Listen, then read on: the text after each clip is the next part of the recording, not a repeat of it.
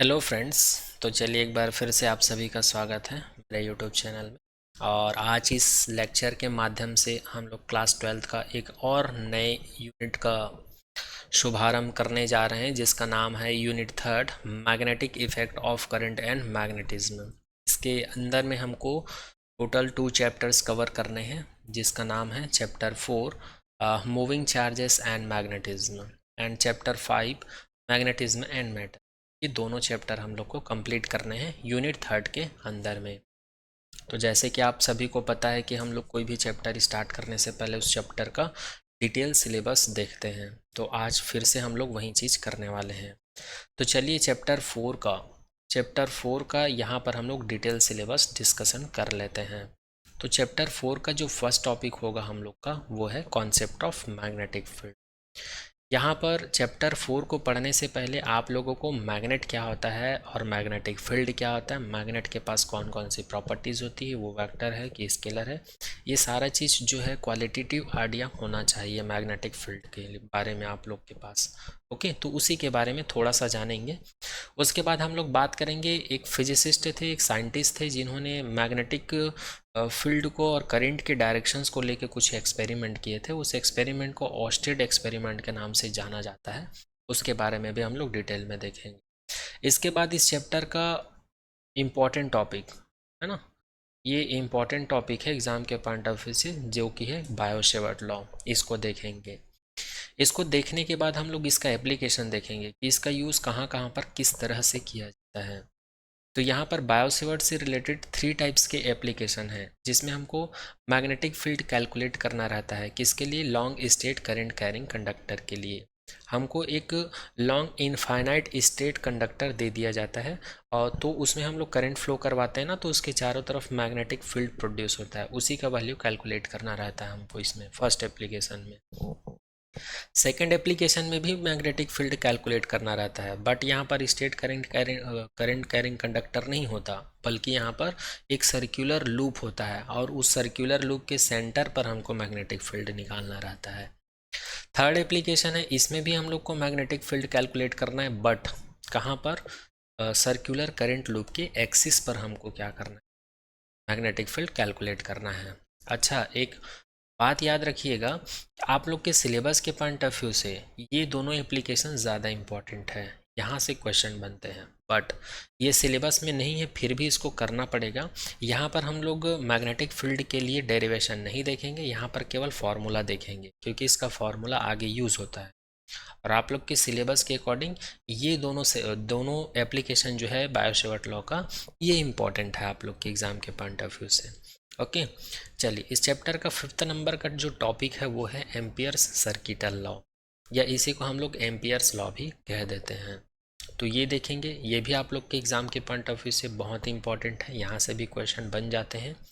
और इसका एप्लीकेशन है, एम्पियर्स लॉ का जो एप्लीकेशन है वो 6th नंबर का टॉपिक है इस चैप्टर का, एप्लीकेशन ऑफ एम्पियर्स लॉ। इसमें केवल एक ही एप्लीकेशन देखेंगे, और इसमें भी हम लोग मैग्नेटिक फील्ड का डेरिवेशन कैलकुलेट करेंगे। किसकी वजह से? Infinite state wire current carrying. जो फॉर्मूला हम लोग यहाँ पर करेंगे, वही फॉर्मूला हम लोग यहाँ पर भी निकालेंगे, बट फ़र्क ये होगा कि यहाँ पर हम लोग बायो-सेवर्ट लॉ का यूज़ करेंगे, और यहाँ पर हम लोग एम्पियर्स लॉ का यूज़ करेंगे। ओके, तो अगर मैं बायो-सेवर्ट लॉ का फर्स्ट एप्लीकेशन देखूँ और एम्पियर्स लॉ का एप्लीकेशन देखूँ, तो ये एम्पियर्स लॉ का एप्लीकेशन जो है ज़्यादा इंपॉर्टेंट है, बट बायो-सेवर्ट लॉ में ये दोनों एप्लीकेशन ज़्यादा इंपॉर्टेंट है। चलिए नेक्स्ट टॉपिक की बात करते हैं इस चैप्टर का, जो कि है solenoid and magnetic field inside state solenoid. आप लोग को एक सोलेनॉइड दे दिया जाएगा, यहाँ पर हम लोग जानेंगे सोलेनॉइड क्या होता है, इसको कैसे बनाया जाता है, इसकी क्या क्या प्रॉपर्टीज़ है। और सोलेनॉइड एक मटेरियल होता है, वायर का ही होता है, जिसको हेलिक्स शेप में हम लोग वाउंड कर देते हैं, है ना। उसमें जब इलेक्ट्रिक करंट फ्लो करवाते हैं, तो उसमें क्या होता है? मैग्नेटिक फील्ड प्रोड्यूस होता है उसके अंदर में स्ट्रेट होता है, बाहर में कर्व्ड फॉर्म में होता है। तो इन सभी के बारे में इसमें डिस्कस करेंगे। क्वालिटेटिव आइडिया देखेंगे सोलेनॉइड के बारे में, बहुत ज़्यादा डीप में नहीं देखेंगे।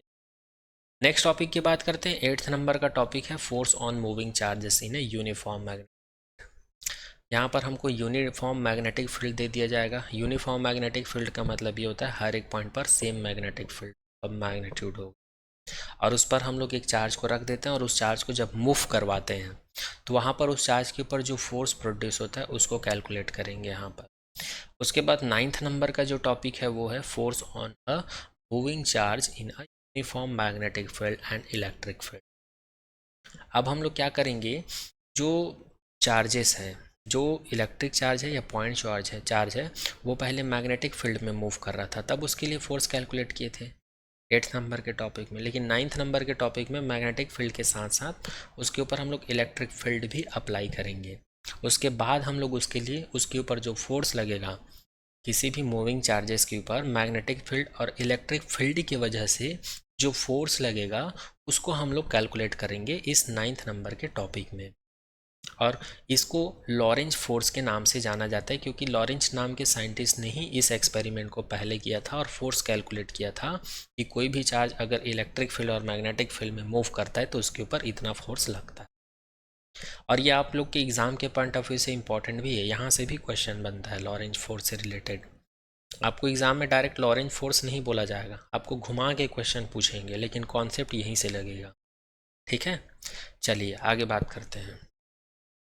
आगे है इस चैप्टर का 10th नंबर का टॉपिक है force on a current carrying conductor in a uniform magnetic field. अब यहाँ पर फिर हम लोग को यूनिफॉर्म मैग्नेटिक फील्ड दे दिया जाएगा और उस मैग्नेटिक फील्ड में हम लोग क्या कर देते हैं, किसी कंडक्टर को, करंट कैरिंग कंडक्टर को ले जाकर रख देते हैं। तब उस कंडक्टर के ऊपर कितना फोर्स लगेगा इसका वैल्यू हम लोग को कैलकुलेट करना है, इसके लिए डेरिवेशन निकालना है। उसके बाद 11th नंबर का टॉपिक है force between two parallel current carrying conductor.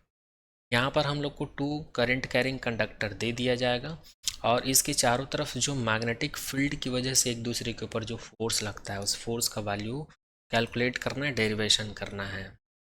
उसके बाद है 12th नंबर का टॉपिक है torque experienced by current loop in a uniform magnetic field.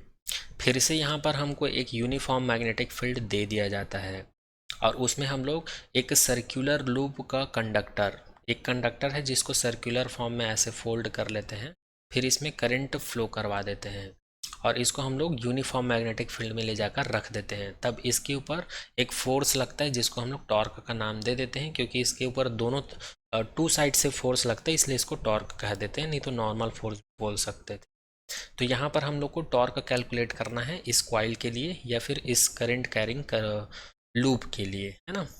Next बात करते हैं 13 नंबर का टॉपिक। 13 नंबर का जो टॉपिक है वो है current loop as in magnetic dipole and dipole movement. ये जो करंट लूप है ना, इसके लिए हम लोग मैग्नेटिक डाइपोल कैलकुलेट करेंगे और डाइपोल मूवमेंट भी कैलकुलेट करेंगे। जैसे हम लोग इलेक्ट्रोस्टैटिक्स में निकालते थे ना electric dipole and electric dipole movement, वैसे ही यहाँ पर मैग्नेटिक डाइपोल देखेंगे और डाइपोल मूवमेंट देखेंगे। उसके बाद है 14 नंबर का जो टॉपिक है वो है मूविंग कॉइल गैल्वेनोमीटर। यहाँ पर गैल्वेनोमीटर क्या होता है, इसको कैसे बनाया जाता है, इसका प्रॉपर्टीज़ क्या क्या होता है, हर चीज़ हम लोग यहाँ पर कवर करने की कोशिश करेंगे। नेक्स्ट है 15 नंबर का जो टॉपिक है करंट सेंसिटिविटी ऑफ गैल्वेनोमीटर। यहाँ पर हम लोग ये जानेंगे कि गैल्वेनोमीटर को सेंसिटिविटी क्यों कहा जाता है करंट के रिस्पेक्ट में। वैसे तो इसका रीज़न ये है कि ये स्मॉल से स्मॉल करंट को मेज़र कर सकता है विथ डायरेक्शन, उसकी डायरेक्शन को भी बताता है कि इस डायरेक्शन में करंट फ्लो। ठीक है, तो इसकी सेंसिटिविटी के बारे में हम लोग जानेंगे। ओके, चलिए नेक्स्ट टॉपिक की बात करते हैं। 16 नंबर का टॉपिक, 16 नंबर का जो टॉपिक है conversion of galvanometer in meter and volt meter. ये भी आप लोग के एग्जाम के पॉइंट ऑफ व्यू से इंपॉर्टेंट है, यहाँ से क्वेश्चन बन जाता है। यहाँ से कभी कभी ऐसे क्वेश्चन बनते हैं कि गैल्वेनोमीटर को अमीटर की तरह यूज़ करने के लिए हम लोग को क्या करना पड़ता है, रजिस्टर को कैसे कनेक्ट करना पड़ता है, संट क्या होता है, वोल्ट मीटर क्या होता है, मीटर क्या होता है, ये कुछ भी पूछ सकते हैं, लेकिन यहाँ से क्वेश्चन बन जाता है। तो ये रहे चैप्टर 4 के डिटेल सिलेबस। इतना सारा टॉपिक हम लोग को 1 बाय 1 देखना है, कवर करना है। ओके, इसके बाद लास्ट में हम लोग कोशिश करेंगे एनसीईआरटी प्रॉब्लम की। एनसीईआरटी प्रॉब्लम जैसे एग्जाम्पल हो गया, एक्सरसाइज क्वेश्चन हो गया, ये सारा चीज़ कंप्लीट करने की कोशिश करेंगे। ओके, तो ये रहा डिटेल सिलेबस। आगे हम लोग देख लेते हैं जो डिलीटेड टॉपिक है चैप्टर 4 का जो डिलीटेड टॉपिक है चार्ज एंड मैग्नेटिज्म का, वो है आप लोग के एनसीईआरटी बुक में जो टेबल दिया हुआ है 4.1, ये डिलीटेड है। और जो 140 से लेकर 142 पेज नंबर में जो टॉपिक दिया हुआ है 4.4.1 वेलोसिटी सेलेक्टर, साइक्लोट्रॉन, टोरॉइड, ये सभी क्या है, डिलीटेड है। और ये 4.10.3 भी डिलीटेड है, the magnetic dipole moment of a revolving electron. और एक्सरसाइज भी डिलीटेड है 4.14 से लेकर 4.28 तक, ये पूरा डिलीटेड है, ये पूरा डिलीटेड है। ये सारा टॉपिक हमको छोड़ना है, नहीं करना है, ठीक है। और ये मैं जो बता रहा हूँ ये आप लोग को 22-23 के सिलेबस के अकॉर्डिंग बता रहा हूँ, सॉरी 23 से 24, ये सेशन के हिसाब से मैं बता रहा हूँ, ठीक है। कौन से सेशन के हिसाब से बता रहा हूँ, 2023 टू 2024 अकॉर्डिंग, सेशन के अकॉर्डिंग। तो ये रहा डिटेल सिलेबस और डिलीटेड सिलेबस। अब चलिए चैप्टर 4 को स्टार्ट करते हैं, और जो सिलेबस हम लोग अभी देखें उसको 1 बाय 1 करके देखते हैं अच्छे से। तो इस चैप्टर का जो फर्स्ट नंबर का जो हम लोग का टॉपिक था, उस टॉपिक का नाम क्या है, कॉन्सेप्ट ऑफ मैग्नेटिक फील्ड। वैसे तो आप लोग को मैग्नेट के बारे में पता है, मैग्नेट एक मटेरियल होता है जो कुछ ऑब्जेक्ट को, या फिर जो आयरन का बना होता है, स्टील का बना होता है, कोबाल्ट का, जो मेटल होते हैं उसको अपनी ओर अट्रैक्ट करते हैं, उसको हम लोग मैग्नेट कहते हैं। वहीं यहाँ पर लिखा हुआ है फर्स्ट लाइन में, अब magnet attract small pieces of iron, cobalt, निकल, उसी को हम लोग क्या कहते हैं, मैग्नेट कहते हैं। सेकेंड पॉइंट में लिखा हुआ है, the space around a magnet with in which its influence can be experienced is called its magnetic field. Magnet का तो डेफिनेशन मैं बता दिया। अब अगर आपको कोई पूछे कि मैग्नेटिक फील्ड क्या होता है, तो बोल दीजिएगा, कोई भी मैग्नेट जो होता है ना, तो उसके चारों तरफ का जो एरिया होता है, चारों तरफ का जो स्पेस होता है, जहाँ तक मैग्नेट का प्रभाव होता है, इन्फ्लुएंस होता है, उसी एरिया को हम लोग क्या कहते हैं, मैग्नेटिक फील्ड कहते हैं। थर्ड पॉइंट में लिखा है electric field. Magnetic field is a vector field that is a vector associated with each point in space. जो इलेक्ट्रिक फील्ड होता है, जिसको हम लोग कैपिटल ई से रिप्रेजेंट करते हैं, जैसे कि हम लोग इलेक्ट्रोस्टैटिक्स में देख चुके हैं। और मैग्नेटिक फील्ड को बी से डिनोट करते हैं, और ये इसको वेक्टर से डिनोट करते हैं, वेक्टर बी से। तो ये दोनों ही क्या होते हैं, वेक्टर क्वांटिटी होते हैं। क्यों? क्योंकि इन इलेक्ट्रिक फील्ड और मैग्नेटिक फील्ड दोनों फील्ड में ही हर एक पॉइंट पर, स्पेस में हर एक पॉइंट पर एक वेक्टर एसोसिएटेड होता है, इस वजह से। नेक्स्ट बात करते हैं, we use the symbol B with vector. ये जो सिंबल बी है, वेक्टर लगा दिए हैं, तो ये नोटेशन है मैग्नेटिक फील्ड को डिनोट करने का। मैग्नेटिक फील्ड को इससे डिनोट किया जाता है वेक्टर बी से, ठीक है। तो यहाँ पर कॉन्सेप्ट ऑफ मैग्नेटिक फील्ड जो है कंप्लीट होता है। अब चलिए इस चैप्टर का नेक्स्ट टॉपिक के बारे में बात करते हैं, जो कि है ऑस्टेड एक्सपेरिमेंट। ऑस्टेड नाम का साइंटिस्ट थे, उन्होंने क्या क्या एक्सपेरिमेंट किया था, उसी के एक्सपेरिमेंट के बारे में आज देखने वाले हैं। तो चलिए 1 बाय 1 करके जान लेते हैं इसको। एग्जाम के पॉइंट ऑफ व्यू से उतना इंपॉर्टेंट नहीं है, बाई चांस यहाँ से क्वेश्चन पूछते हैं, अदरवाइज नहीं पूछते हैं, इसलिए थोड़ा सा ओवरव्यू देख लेते हैं इस टॉपिक का क्या है ना। तो फर्स्ट पॉइंट में यहाँ पर लिखा हुआ है, the relation between electricity and magnetism was first noticed by an Italian jurist Gian Domenico Romagnosi in 1802।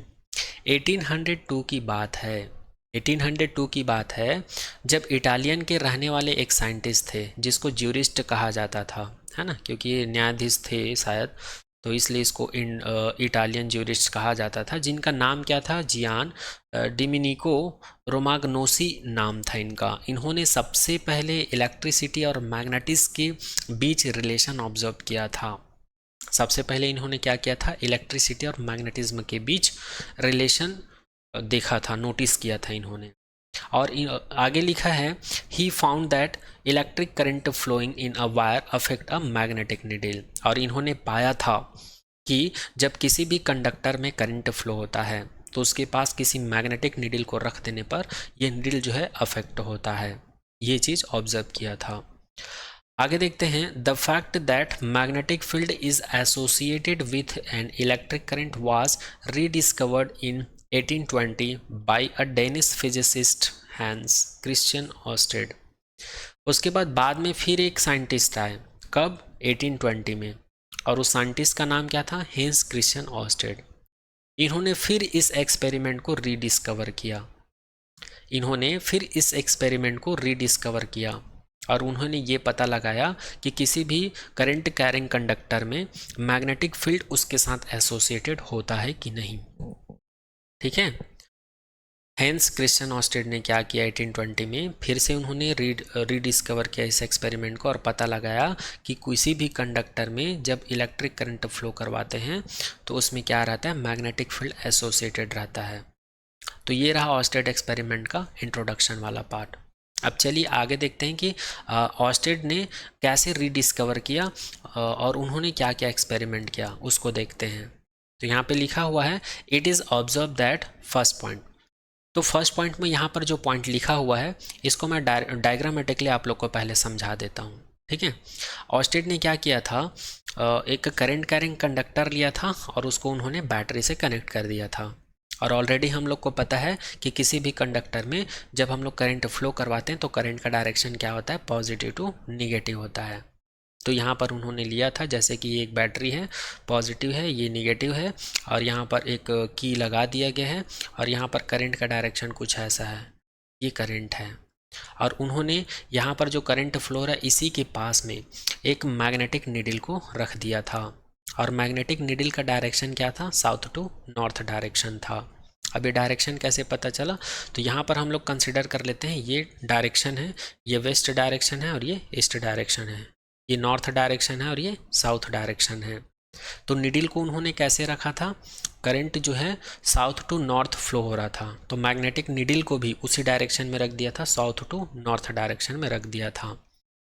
तो ऐसा करने से उन्होंने क्या ऑब्जर्व किया कि नॉर्थ पोल जो है, ऐसा करने से उन्होंने क्या ऑब्जर्व किया? नॉर्थ पोल जो है वेस्ट डायरेक्शन की तरफ शिफ्ट हो रहा था, और जो साउथ पोल है ये ईस्ट डायरेक्शन की तरफ शिफ्ट हो रहा था। ये उन्होंने ऑब्जर्व किया। और वही चीज़ यहाँ पर लिखा हुआ है, when the wire is held above the needle and the current flow from the south to north, the north pole of the magnetic needle gets deflected toward the west as so in figure। और वही चीज़ यहाँ पर लिखा हुआ है। अब next बात करते हैं, अब उन्होंने क्या किया? अब करंट के डायरेक्शन को चेंज कर दिया। अब उन्होंने क्या किया? करंट के डायरेक्शन को चेंज कर दिया, प्लस को इधर, निगेटिव चार्ज को, निगेटिव प्लेट को इधर लगा दिया, तो करंट जो है ऐसे उल्टा बहने लगा। तो उस सिचुएशंस में क्या हुआ, इसको भी डायग्रामेटिकली थोड़ा सा समझ लेते हैं। जैसे कि आप लोग देख सकते हैं फिगर बी।